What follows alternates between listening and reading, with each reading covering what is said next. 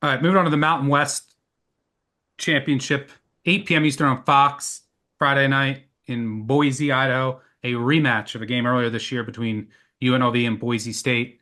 UNLV will look to continue their road success. They're 6-0 on the road this year. Their only loss is at home by 5 to Boise and by 3 to Syracuse in overtime.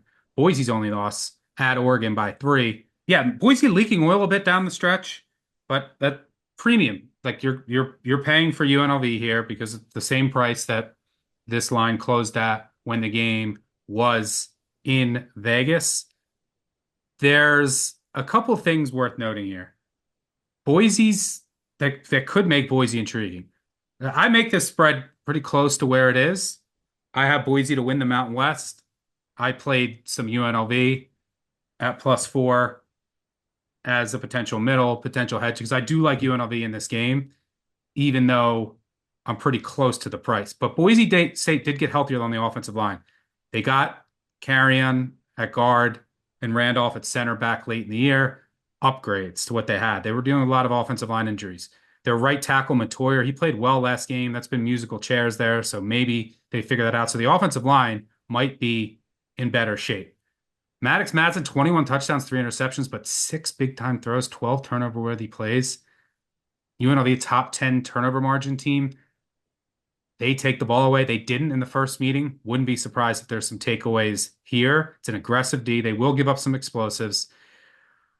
Boise, really good on third downs, but UNLV, an elite third down defense.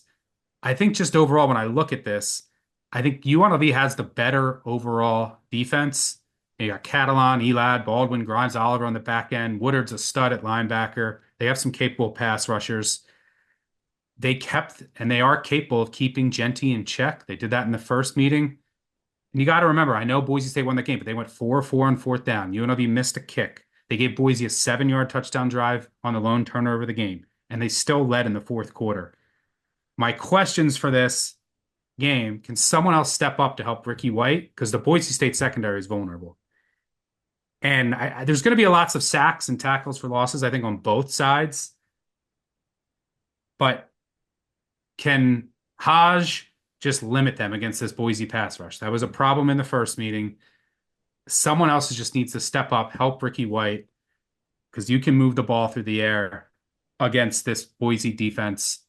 I also think, just from an adjustment standpoint, UNLV, they lost that first game. I I like Barry Odom in that role here. I think this game's going to go right down to the wire. I think Boise is vulnerable. All the pressure too is on Boise. Like they're assumed that they're going to the college football playoff. They're at home here.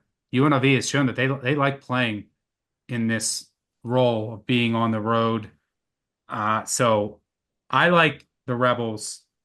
Part of it is because I have a future on Boise, but at 4 or better, small bet on that side. I think this game goes right down to the wire. These are two pretty evenly matched teams. Yeah, we can dust off the tape of the Mountain West preview from the summer. I loved UNLV 5-1. I have a couple of those tickets. I will not be hedging them at all. I love UNLV in this spot for a number of reasons. First off, when you go back to that game and they played each other, UNLV left that game with a 61% post-game win expectancy. They might have lost by 5 points, but there was a couple things in the box score that says that UNLV should have probably won that game. Boise finished that game with an 8-minute drive ending in three kneels. So it was actually a very impressive methodical that got them out of Dodge and got them that victory. But Broncos lost the overall yards per play, the field position, special teams. That's what provided the edge in that game. And I'm not sure that kind of thing can be replicated. Haj Malik Williams was asked this week, what's the big difference between now and week 9 when you guys played against Boise?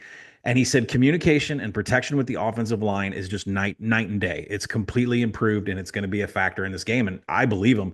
When you look at Haj Malik Williams this year, he has one turnover worthy play in 80 dropbacks that have pressure. He has been very good under pressure. So if Boise is able to get through and try to get after Malik, after Hodge, it's not going to work. Now, when you look at the offense, the go-go offense of Brennan Marion, it's going to be a lot of man, a lot of power, a lot of pulling linemen all over the place.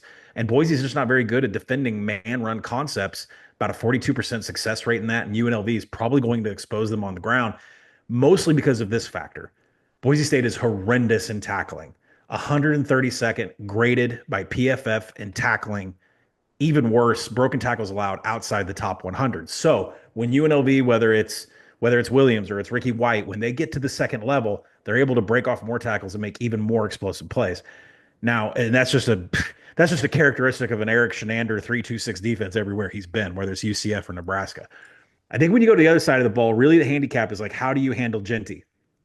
I think UNLV did pretty good handling Genty. They only gave up 9 missed tackles against Boise, Genty. And when you look at what Genty did in the 3 games after that, he created 40 missed tackles in the next 3 games. So Genty has, the ability to bull you over, to juke you, and do all that. But UNLV actually posted one of the best numbers in broken tackles allowed.